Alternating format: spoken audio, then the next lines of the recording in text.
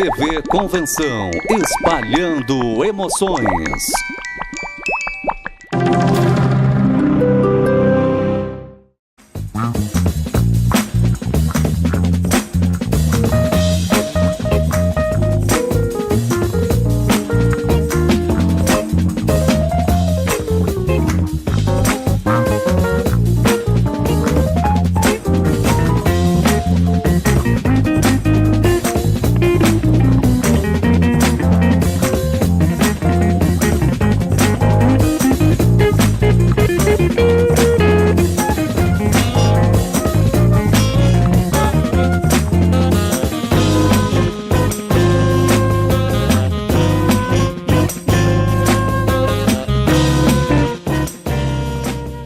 Boa noite para você que acompanha agora mais um programa Três Damas e um Coringa pela TV Convenção de Itu. Hoje nós temos o prazer de receber aqui a professora Maria do Carmo Catalá Fagnani, educadora conhecidíssima em Itu. Ela foi responsável recentemente pelo lançamento de um livro sobre a comarca de Itu.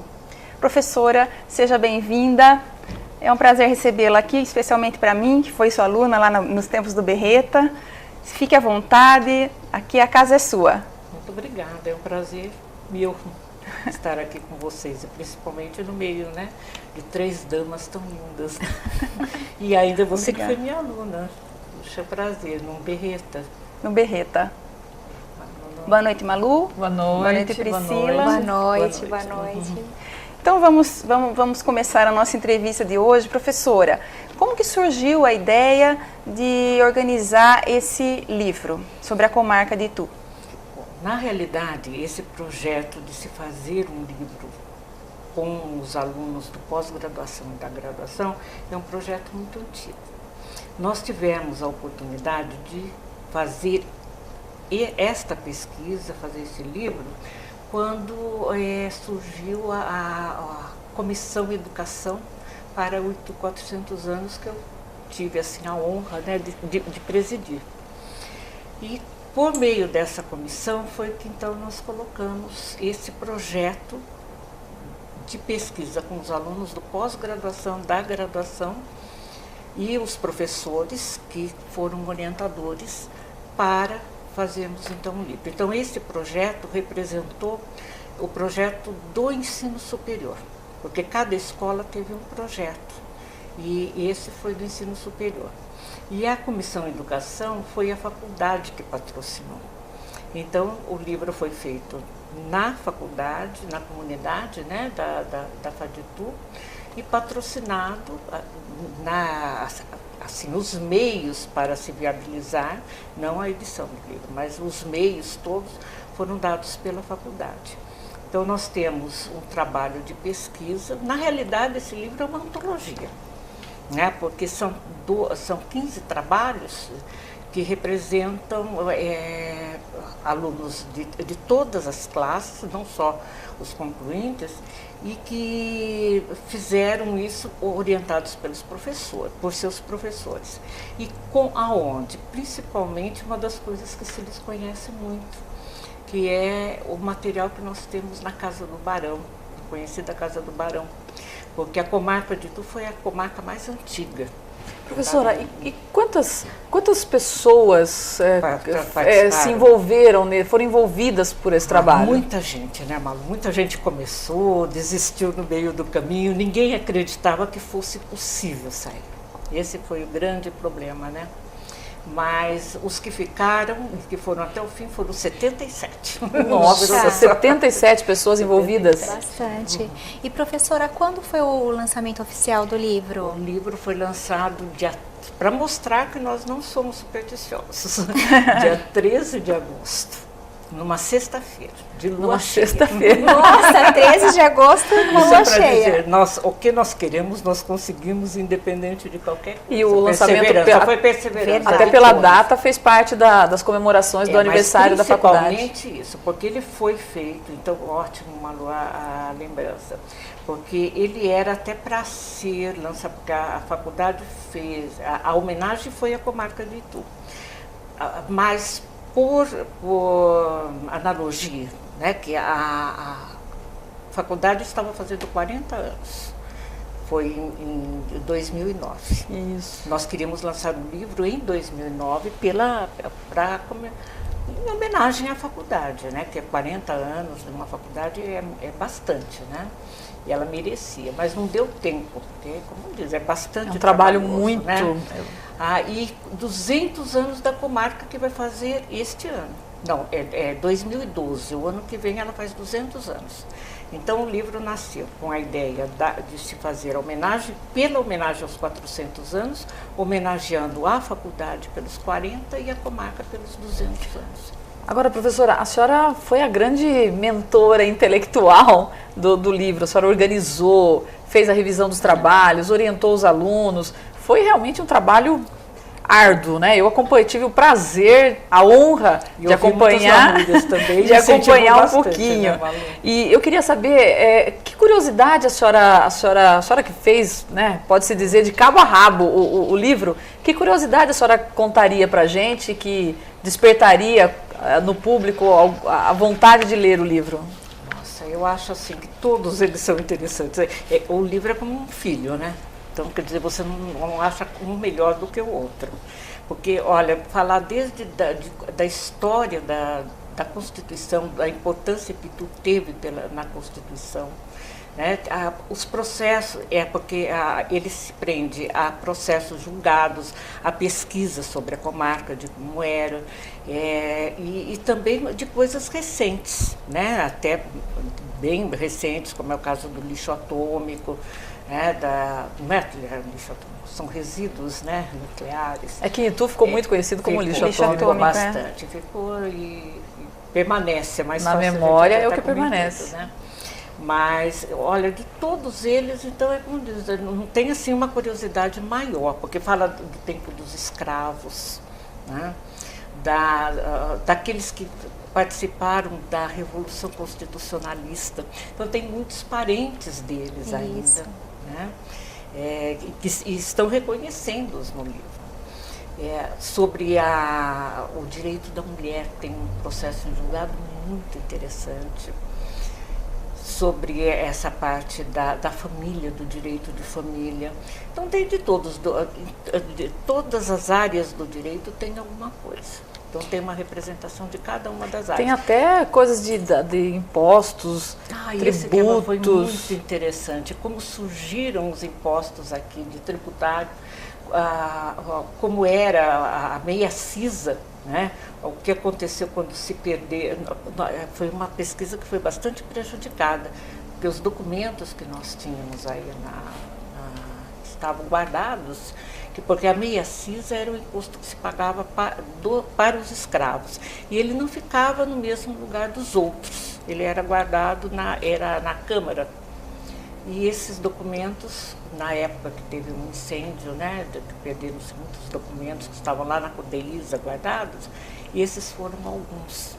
Então, alguma coisa que sobrou foi usado, porque era para se falar mais sobre os impostos dos escravos. Mas se fez um trabalho até muito interessante, até talvez, né, de pesquisa maior, que foi além como surgiram os impostos aqui em Itu.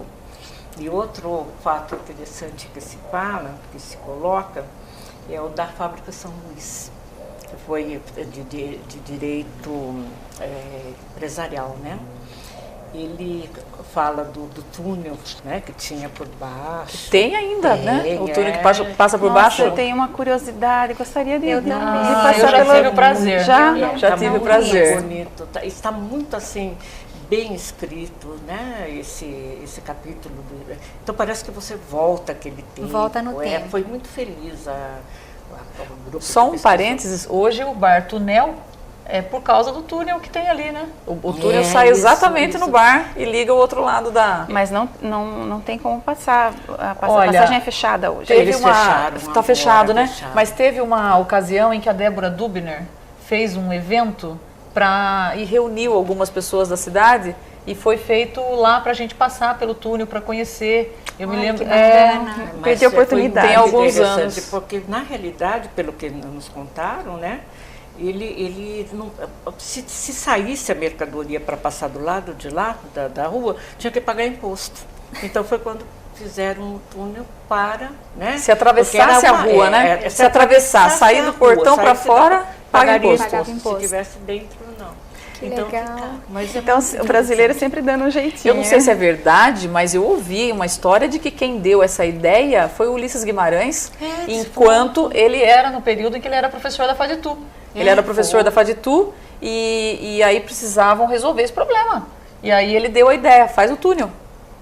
E você vê, é muito interessante. E tem bastante pessoas envolvidas, inclusive os operários deram entrevistas, sabe? Os que trabalharam na fábrica São Luís. Uma bela história. Tem dos escravos também é muito interessante. Parece você volta naquele tempo, né?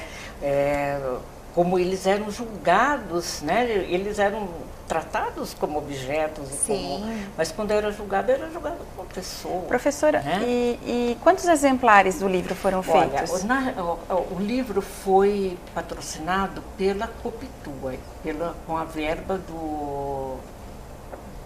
dos festejos, das comemorações dos 400 anos. Então, quer dizer, esse dinheiro foi conseguido pela prefeitura, votado pela Câmara, né?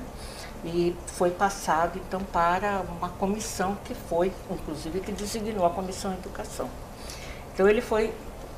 É um livro que não pode, vamos dizer, estar à venda. Ele isso que eu ia perguntar. Onde a pessoa que quer adquirir... exemplares.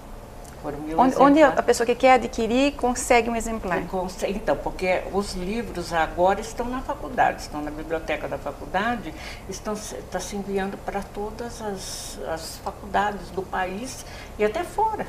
Já foi para Portugal. Que beleza, levando o nome da cidade e da FADTU. O primeiro a ganhar foi o ministro da Espanha que esteve visitando a FADTU.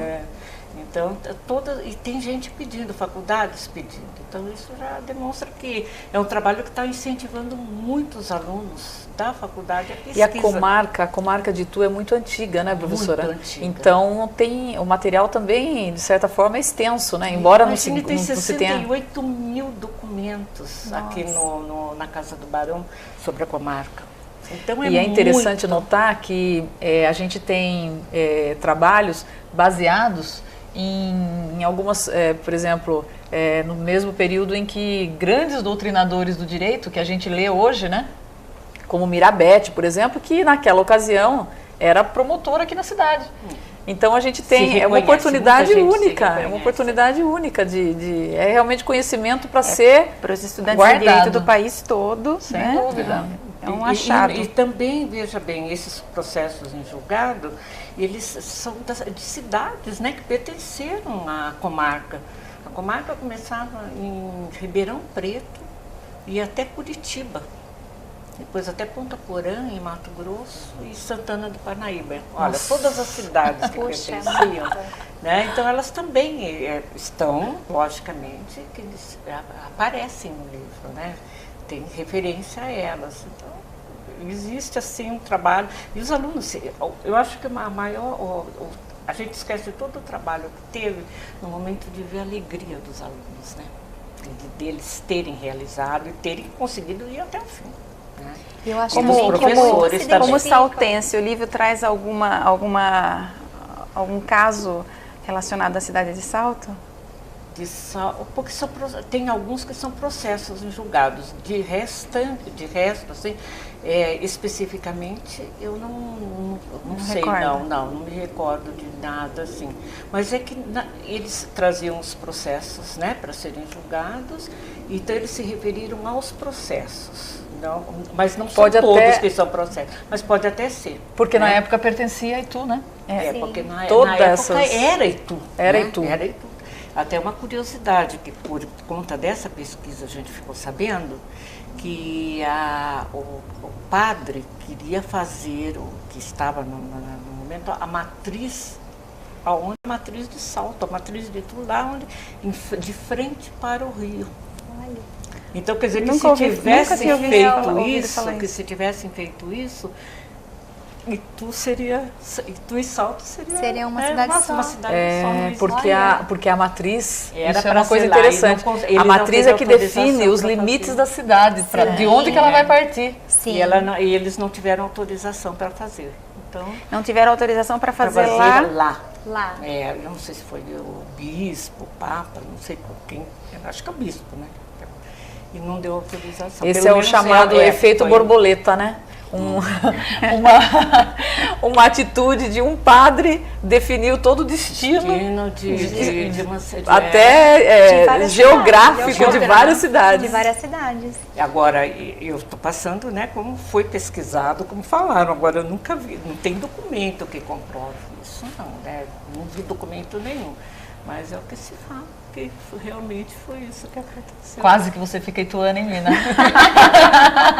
E quase que você fica saltando. Não, ela era paranaense, ela é paranaense. Eu sou paranaense. Ela é paranaense. Mas a comarca de Itu ia até o Paraná? E até o Paraná. Até Curitiba. Até Curitiba, exatamente.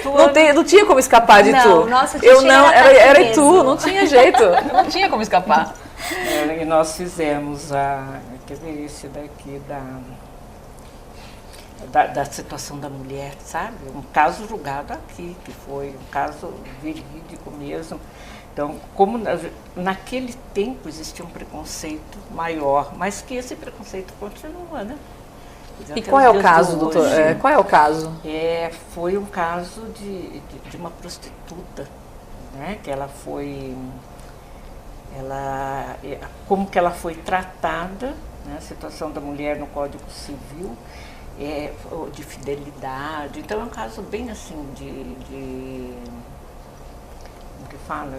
Mostra também a evolução a evolução até do tratamento. Como foi tratado. É bastante interessante a situação da mulher. É interessante mesmo, até né? que esses dias mesmo saiu na televisão uma notícia sobre uma prostituta que conseguiu se registrar na carteira e recolher impostos com a profissão de profissional do sexo, que ela não conseguia, né? Então olha só a evolução, né? Na Itália já é assim. Né? Mas aqui no Brasil existem alguns estados que ainda não eram permitidos, então não se é permitido. Então a pessoa fica ali tentando, e agora até isso, né? Já está sendo, não tem mais preconceito, a mulher está sendo vista dessa forma. Mas é interessante esses livros que demandam bastante pesquisa. Exatamente por isso, né? Você vê como era e como é. Mas mesmo, né, porque o ideal, o projeto, na realidade, era esse. Estudasse o direito, né? Analisando os casos antigos, né? E hoje, se esses casos fossem julgados hoje, como seria? Como seria? Né? Então, quer dizer, o aluno é obrigado a aprender a fazer uma linha do tempo, né? De toda a legislação e tudo mais para... É esse o projeto, e eles estão cobrando muito, sabe? Que se faça um outro livro, dando continuidade. Porque material farto, né? Agora, o que precisa é a gente ter assim, um espaço também para organizar, porque não é fácil. Então, né? professora, nesse ponto é que eu admiro mais aí o seu trabalho, porque trabalhar com outras pessoas e com o número de pessoas que a senhora trabalhou para conseguir fazer esse livro... se concretizar foi muito grande. Então, assim, como é que é esse trabalho? Porque cada pessoa que fez, cada autor, né, tinha o seu próprio tempo, a sua disponibilidade, tinha os outros afazeres. Então, como que a senhora conseguiu conciliar tudo isso, né, as pessoas, porque também tem as vaidades pessoais, não é? Tem tudo. Eu não sei, eu acho que quando a gente quer uma coisa, né, como eu digo assim, que não é sorte, são as pessoas afins que se juntam, né, fazem uma ponte para você conseguir atingir. Então, aqueles que ficaram realmente acreditaram. Então, acreditando, eles deram essa força. O trabalho foi mesmo de passar 24 horas corrigindo, vendo, discutindo e tal. Mas motivar 70 e poucas pessoas? Mas como era um grupo, você trabalhava isoladamente com cada grupo, né? E aí, quando nós fazíamos a apresentação de todos, para que todos tivessem uma visão, então fizemos painéis, né, aos sábados. Então, esses que acreditaram vinham e colaboraram. Então, é isso. Quando você acredita, você convence o outro, né? Então, foi isso que se deu. Mas os professores também, tivemos professores que, deram a maior força mesmo. Todos os que estão aqui, eles porque sozinha você não conseguiria. Se a senhora né? quiser citar o nome dos professores... Eu gostaria até, porque é uma homenagem que a gente presta a eles todos, né? Então nós temos, eu vou até falar por ordem de... eu acho que, alfabética. né, é alfabética, né? Porque foi o Antônio Silveira, né? O professor de tributário. Depois foi eles também, nós colocamos junto com os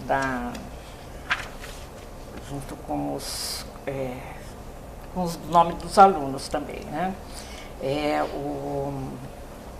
A professora Maria Luísa, né, que todo mundo conhece, a doutora Maria Luísa Bufo. Quem não foi aluno da professora Quem Maria Luísa Bufo? foi, também Metade Quem dos advogados da região. Esse do professor Silveira foi o caso dos tributos, né, que foram feitos por 2 alunas excelentes.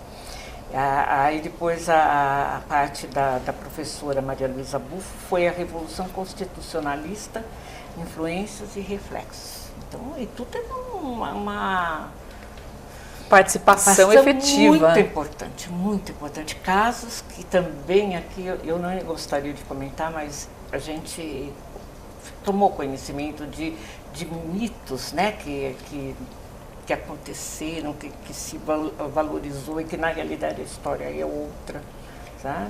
Então isso.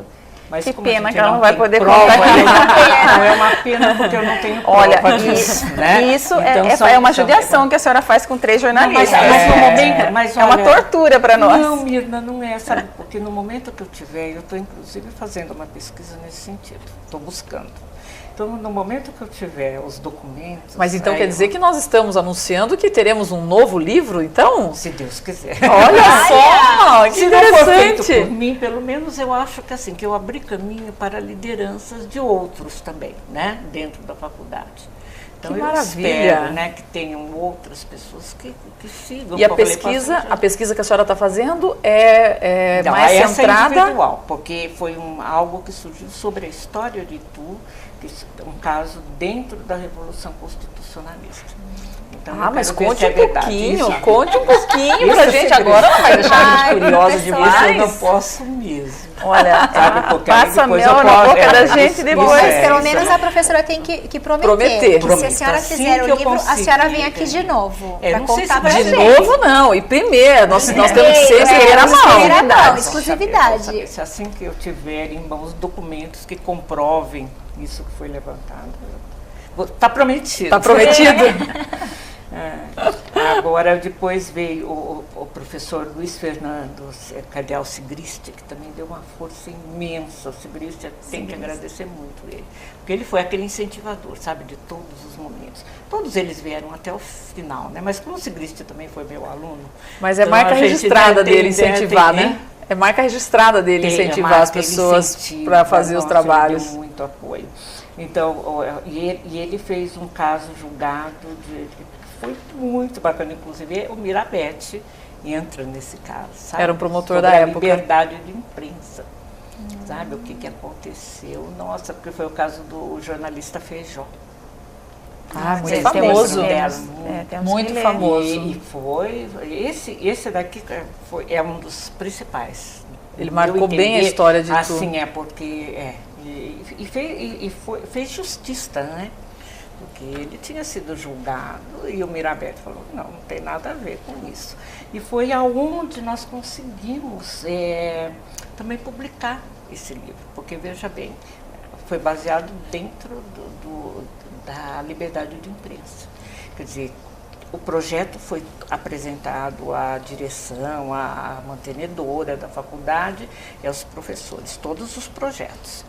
E essa foi a parte mais difícil, porque aí eu me comprometi com os grupos, com os professores, né, de que seria publicado. Então, eles trabalharam muito para isso. Houve né? um comprometimento Foi pessoal seu, né? meu, né? Mas depois que eu tive a aprovação dos projetos todos, passou por uma comissão, né? Passou por por todas as pessoas. Aí o que acontece? Quando fica pronto, aí começa a aparecer coisas. Ah, não deve ser assim, deve ser, né, de outro jeito e tal. Aí vem os Gente, palpites. mas aí foi aprovado antes. O meu compromisso agora é com as pessoas, né, que estão fizeram, eles comprometidas, trabalharam muito com esse objetivo de ver publicado. Imagine uma obra coletiva, quantos palpites. Poxa. Então, Gente, isso tô me recebendo, magoou muito. professora, eu estou recebendo aqui um toquezinho da produção que nós temos que ir para o intervalo agora. Ah, tá, tudo mas nós bem. voltamos já Tá já. bom. Nós voltamos já já com 3 damas e um coringa. Até já.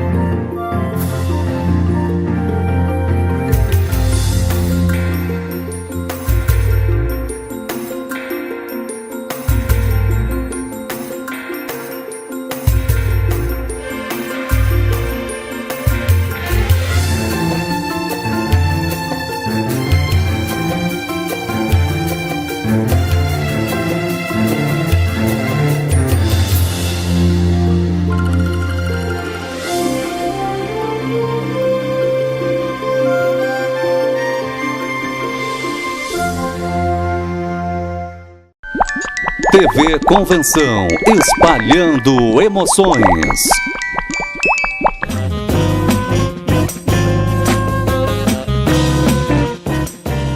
De volta com 3 damas e um coringa, hoje recebemos a professora Maria do Carmo Catalá Fragnani, educadora conhecidíssima em Itu, falando aqui sobre o livro recentemente lançado sobre a comarca de Itu e organizado pela professora Maria do Carmo. Professora, pode continuar. Então, senhora... nós estamos falando dos professores, né, que orientaram, isso. falamos do professor Antônio Silveira, da Maria Luísa e do professor Sigriste, né? E tem o professor Mário Dota Júnior, a professora Maria Bernadette Miranda, que foi a responsável pelo direito empresarial. No fim, ela trabalhou com um aluno. O professor Maurício Prazac, o professor José Maria Guzman Ferraz, que foi sobre o lixo atômico, a Maria Aparecida Lima Madureira, que foi dos direitos da mulher. Tivemos a professora Tatiana Freire, né, eu já falei, eu acho que eu falei todos. Todos que colaboraram todos. aí Mas com eu tenho também que seu falar trabalho, né? o professor Jonas, ele abriu o livro para nós, então ele fez a abertura. E o professor Luiz Antônio Nunes, o título foi a doutora Maria Lúcia que deu. Ela deu uma força muito grande, ela reviu muitos capítulos, né? Então, todos na faculdade, porque se eles não tivessem aberto esse espaço, também não teria acontecido, né? O Mário, a mantenedora, de uma forma geral, todos eles são, né, responsáveis por isso. Mas a doutora Maria Lúcia, ela reviu a parte jurídica, de leis e tudo mais, né? Mas o que nós estávamos falando foi que então o Nunes que falou sobre a antiguidade da comarca e da importância, e que até agora nunca ninguém tinha feito uma pesquisa. Então essa pesquisa é inédita, é a primeira pesquisa que se fez sobre a comarca de Itu. E quem levantou isso foi o professor Nunes, né? Então o livro tem o mérito, né, do Nunes ter lembrado disso, né? E que bom. Isso foi. Contar com a colaboração de uma equipe tão boa, né? Então, tão todos dedicada. foram, né? Todos foram. O doutor José Guzman Ferraz, também da Unicamp, ele deu uma força muito grande, coordenou muitos painéis, ajudou bastante. E ele que fez a parte do lixo atômico, né? Dessa parte, que é uma coisa que... Esse capítulo foi o mais polêmico, porque publica-se, não publica, mexe-se com muita coisa, né? Mas aqui, na realidade, é um relato histórico do que aconteceu. e do que se espera. Eu tive a oportunidade de participar de alguns painéis, de assistir, na verdade, a apresentação dos alunos quando eles concluíam o trabalho. E esse do lixo atômico, bastante da pesquisa foi feito nos arquivos do Periscópio, foi, né? Todos praticamente foi feito no arquivo do Periscópio. Se não fosse o Periscópio, não teria acontecido, porque quase tudo está registrado ali. É interessante. E quem deu uma força, graças a Deus que temos um Jaime para cuidar do e quem aliás, um abraço para o Jaime do Periscópio. E quem deu a força, que orientou os meninos nisso daqui, porque viveu a história, foi o Dr. Olavo Fofo. Foi a força dele, porque senão não muito teria bem saído. Lembrado. Muito. E nós temos que agradecer muito ao Olavo, porque se não fosse ele, não teria saído. Foi muito difícil de conseguir, né? Quando se conseguiu, aí foi.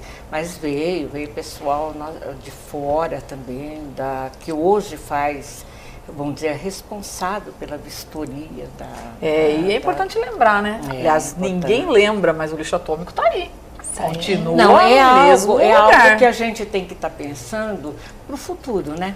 Quer dizer, hoje está tranquilo, não existe perigo, não existe, né? Porque está guardado e tudo mais. Mas até quando? Tudo tem uma vida, né?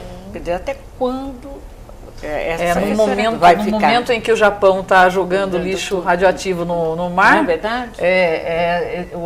O tema sempre volta, né? Volta, então, não é... Eu acho que é justamente amando e tudo do jeito que nós amamos, que a gente quer que as pessoas tomem conhecimento para o futuro. De que existe, é o futuro, né? Dos nossos netos, o futuro, né? Dos nossos descendentes. Se hoje não tem o perigo, mas a gente tem que pensar de continuar. Tem que estar sempre lembrando, tem que estar sempre lembrando que de tempos em tempos de que ele existe, né? Que é exatamente para que essa manutenção continue. O problema continua, né? Professora, vamos falar um pouquinho dos seus anos e anos aí de educadora. Não sei precisar assim, quantas pessoas já foram seus alunos, né? Quantos anos de magistério.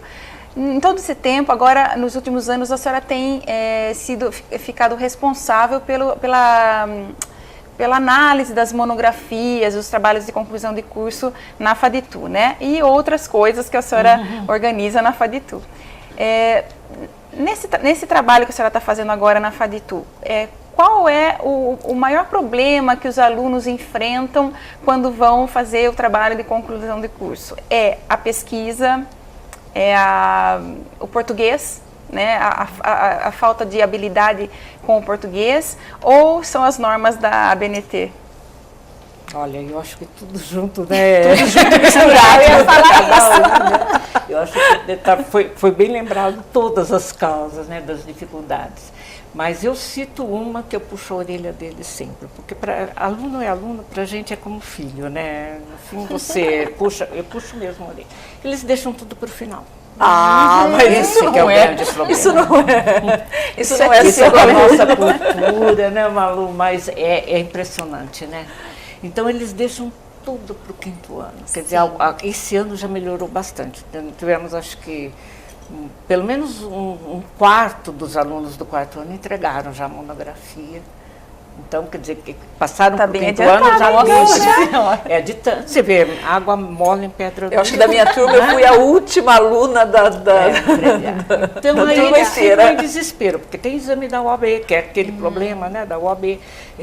Tem a formatura, tem dependências muitas vezes, então eles não dão conta. O estágio, né? Nossa, estágio. É um desespero total, né? E também não existe ainda, eu acho assim, aquele conceito do que é pesquisa, né? Então eles acham que o trabalho de monografia é um trabalho como qualquer outro, né, um trabalho de escola. E não é. Não é mesmo. É que o aluno, ele é por natureza imediatista. Então, e ao mesmo tempo, ele só vou concluir o curso daqui 5 anos. E a gente tem aquela matéria que fala de pesquisa nos primeiros anos de faculdade. Aliás, no primeiro, eu acho. Né? Metodologia metodologia. Primeiro e segundo Você tem no anos. primeiro ano, mas você como aluno, você não percebe que você está aprendendo no primeiro ano, que é para Vai você usar só no quinto. Não, aí que No tá. quarto, Não é para você usar só no Mas você quinto. sabe que É para você ir usando no decorrer do curso. Curso para Mas conseguir concluir. isso que tem A que gente ser não feito. entende Na enquanto é realidade, aluno. Eles devem estar começando o trabalho no primeiro ano. Eles têm que saber que vão fazer o trabalho. Mas no segundo ano já começa a escolher, já começa a entender melhor o que é pesquisa. No terceiro eles já podem definir o tema, né, da pesquisa, qual o professor que ele se relaciona melhor para fazer tem mais afinidade para orientá-los. Aí no quarto ele deve fazer, já está com a pesquisa pronta até o final do quarto ano, para entrar no quinto ano, só para cuidar de outras coisas. Se o aluno entendesse que ele vai aprender a matéria de metodologia no primeiro ano e ele precisa praticar aquilo que ele está aprendendo no primeiro ano, praticar no segundo, Mas você sabe no que está terceiro, melhorando no quarto, bastante, É viu, isso que eu Maru? ia perguntar, Muito, professora. Os melhorou alunos muito. têm mudado. Porque eu acho que assim, o trabalho que está se fazendo pedagógico na prefeitura, na FADTU. o Mário, ele é muito, né? Ele é muito dinâmico nessa parte, ele busca muito. Então os professores estão se unindo muito nesse, os alunos têm oficina, então está muito direcionado à pesquisa. E também os alunos E que a gente- se eles- dedicam então se é uma destacam, equipe né? como um todo, né? Que está trabalhando. Então, os resultados são esses. Olha, já tivemos quantos alunos do quarto ano? E agora os do terceiro ficam desesperados, sabe? Olha. Eu quero. É que é um vão motivo atrás de como honra fazer. também, né? Quando você conclui um trabalho desse, ainda mais com a Nossa, possibilidade de publicação, é uma honra concluir o trabalho. Então, agora tem uma comissão de editores para editar mesmo, né? Que a professora Altran está coordenando isso daí. Então, agora nós precisamos pôr esses projetos para haver uma continuidade E professora, por ano... de pesquisa. Desculpa, por ano, professora, quantas monografias Ai, mais são ou menos você bastante, orienta? né? Olha, são mais ou menos por ano, porque são 100, entre os quintos anos, são 100 e poucos alunos que se formam por ano, né? Juntando todos os quintos anos. Então, são mais ou menos umas 150, 200, pegando os alunos do quarto e do terceiro, né? Quer dizer, aqueles que estão interessados, mas se fossem todos, seria mais de 300, né?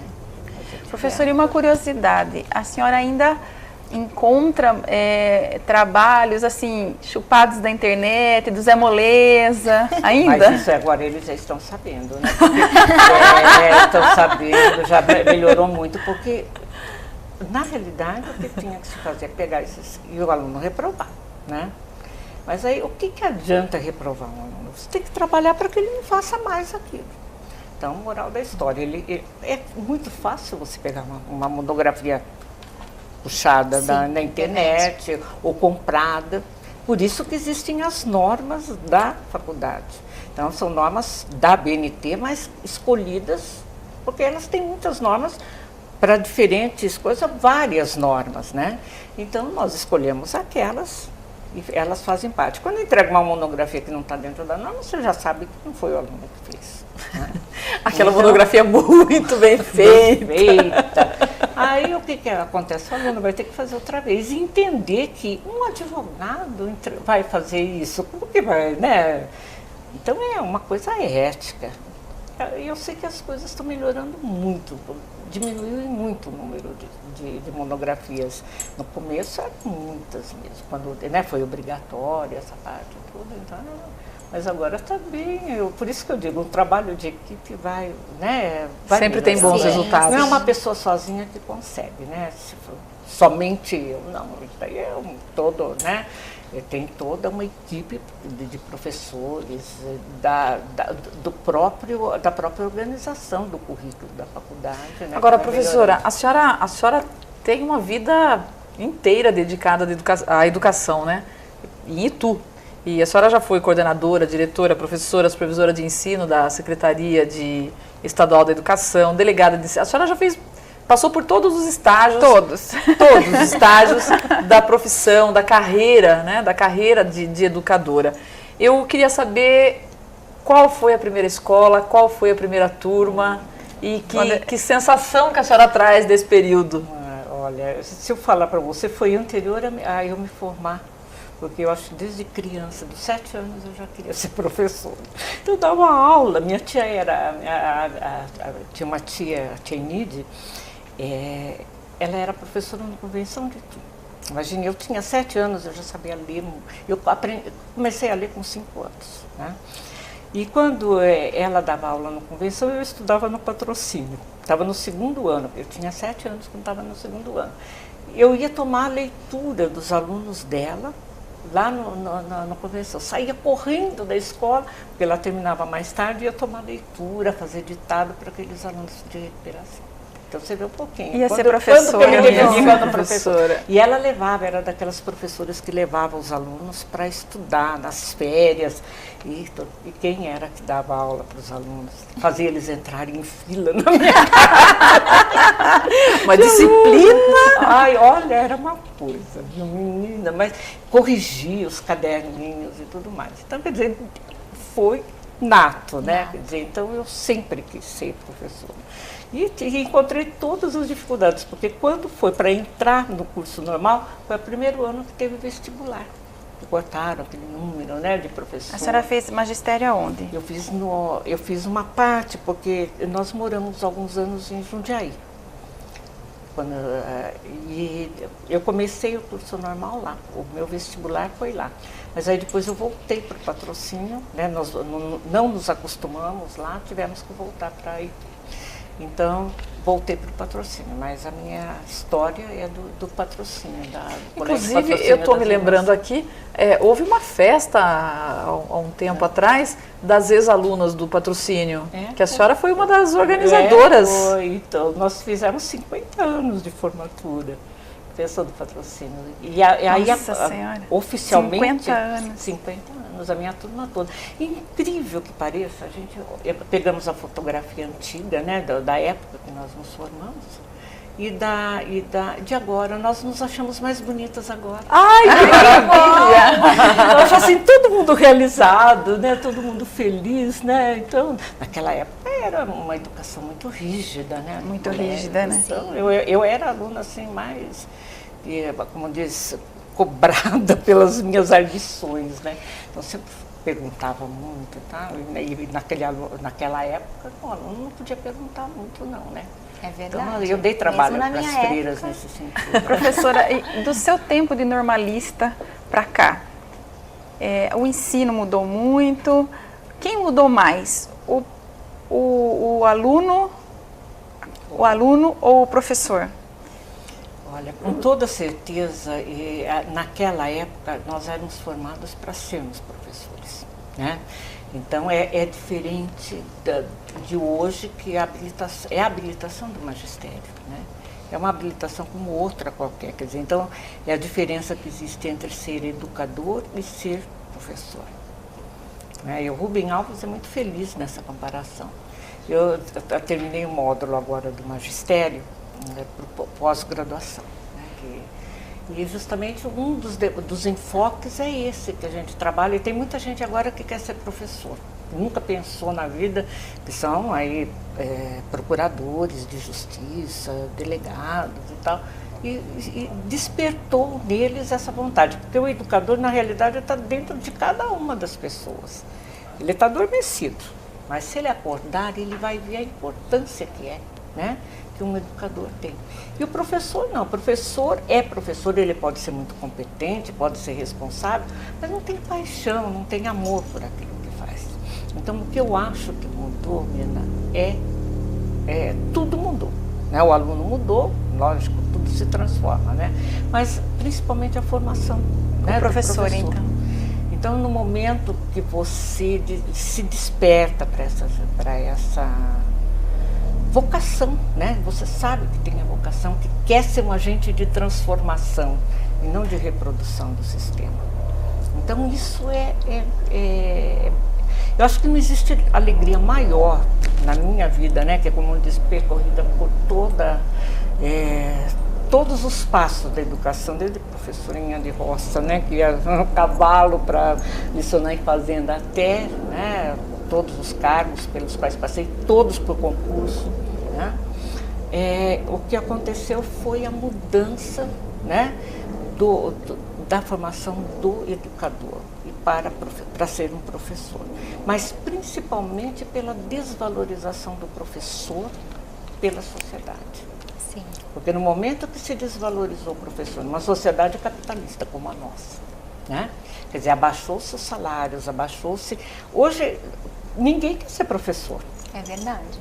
Na verdade, pelo salário que ele ganha, ele vai... Quer dizer, muitos ficam porque gostam mesmo e outros porque não acham outra coisa para fazer, né? No mercado de trabalho. Então, essa é a maior mágoa. Agora, o que nos satisfaz muito é verificar que estão brotando vocações, estão brotando pessoas que se dedicam e que querem. E tem que começar de graduação, de pós-graduação, para começar a haver essas mudanças.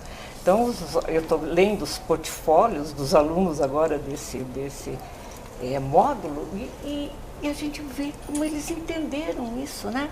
Quer dizer, professor é aquele que vai reproduzir o sistema, né? Quer dizer, vai conservar tal como ele está, né? Vai fazer aquilo, não vai despertar. Você falou de não saber escrever, é um problema sério. Quer dizer, aprender conteúdo só para memorizar, não sabe o que vai fazer com aquilo, ou despertar o senso crítico. Esse é o papel do educador, de ser transformador.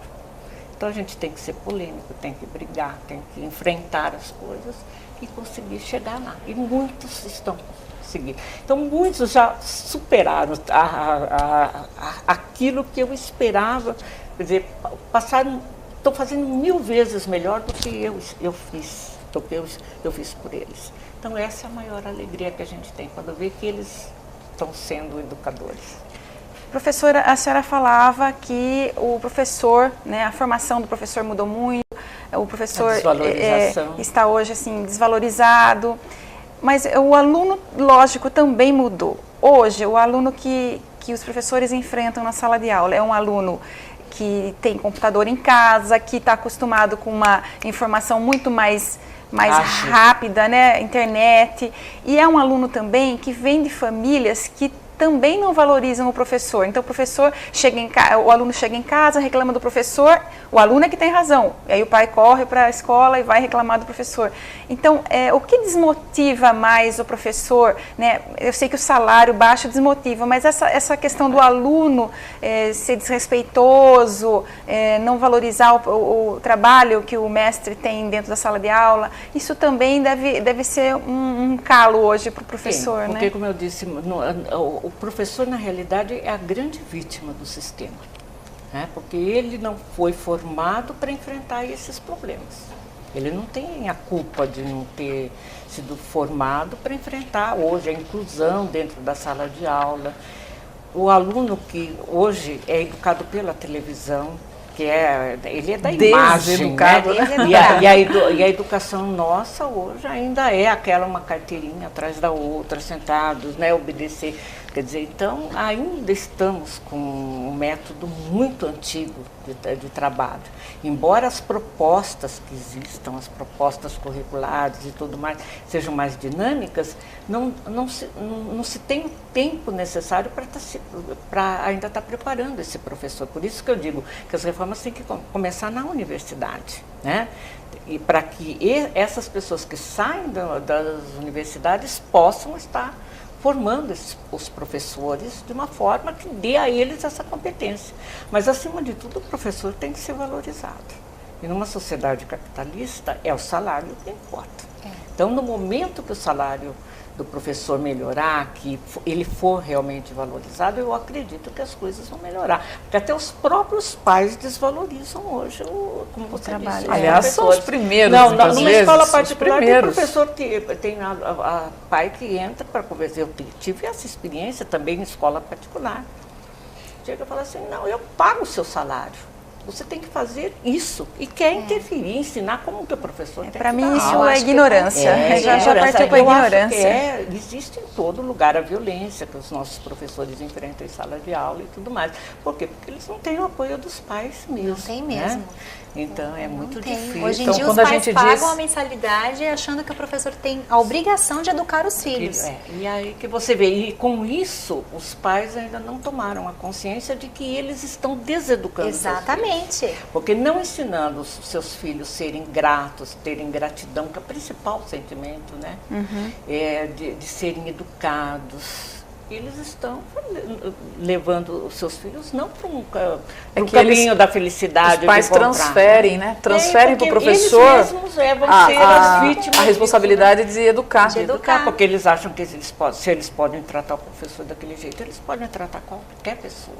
E eu acho né? também um E também não é o professor aí reprimindo. Sim. Né? Então, por isso que eu digo, é bastante complicado, sim. Por isso que tem que existir amor dentro da profissão.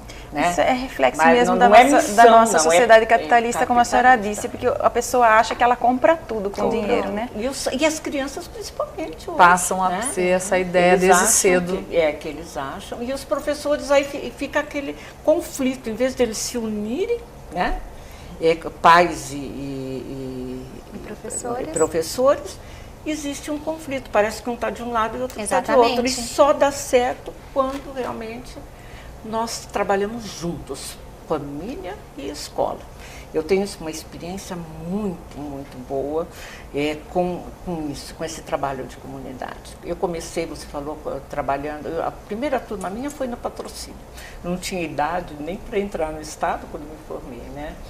Então, eu fui alfabetizadora. Hoje, as minhas alunas já são até avós. Então, você vê um pouquinho. Não façam conta para saber a minha idade. Não vou fazer. Mas aí o que acontece? Como diretora, eu fui a primeira diretora, o meu cargo foi de diretora substituta no Padre Bento. Vocês não imaginam o que essa comunidade fez pelo Padre Bento. A comunidade unida. Quer dizer, aquela escola que tinha uma salinha lá embaixo, mais 2 a 3 em cima. No fim, junto com a comunidade, foi construída aquela escola. E a força, né, que eles deram. No Pinheiro Júnior, a mesma coisa. Depois eu fui diretora já efetiva do Pinheiro Júnior. Fui para Pirapora, do Bom Jesus, Indaiatuba, Salto, fui diretora do Tancredo.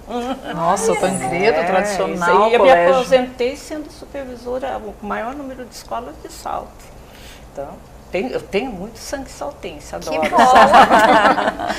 Mas, então, aí, em todas elas, foi o trabalho junto com a comunidade.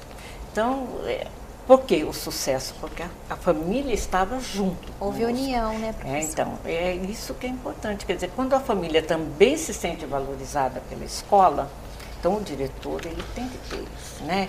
Tem que chamar os pais, saber conversar, mostrar qual é a função dos pais e da escola. Não é o pai ensinar a professora a dar aula, né? E não é também a professora querer tratar as crianças de uma forma completamente diferente daquela que os pais esperam. Então tem que haver um acordo entre as duas partes, entre a família e a escola. Porque não vai existir sucesso se não houver união nesse sentido.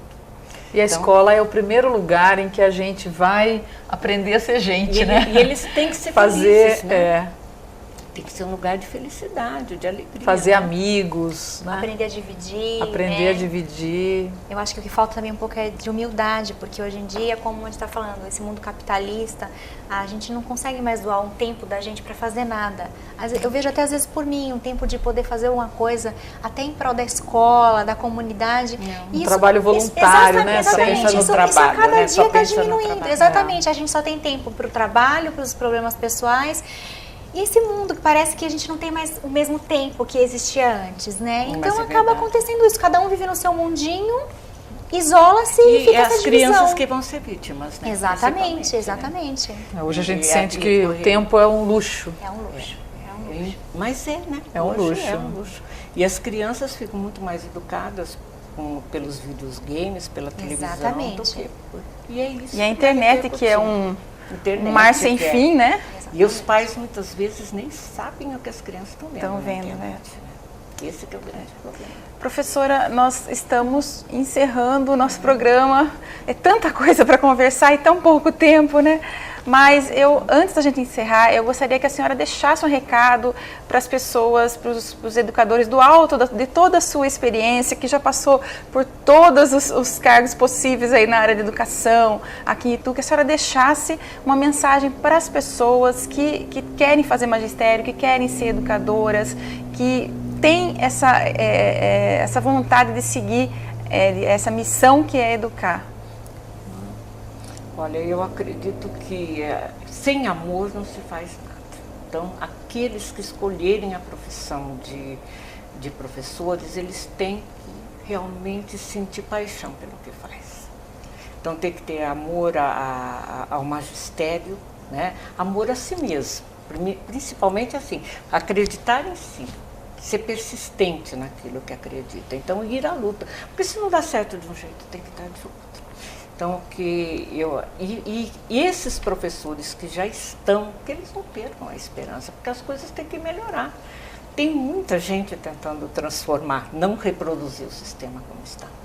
Quer dizer, eu acredito ainda na união da família, da escola, que eu vou ver ainda isso, sabe?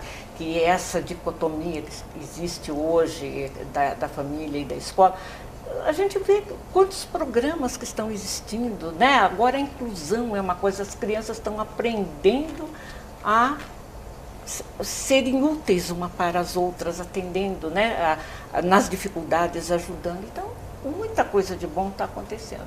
Então, que os professores não percam as esperanças, né? Porque esses que estão no magistério, realmente eu acredito que são educadores. Né? Porque não é pelo salário.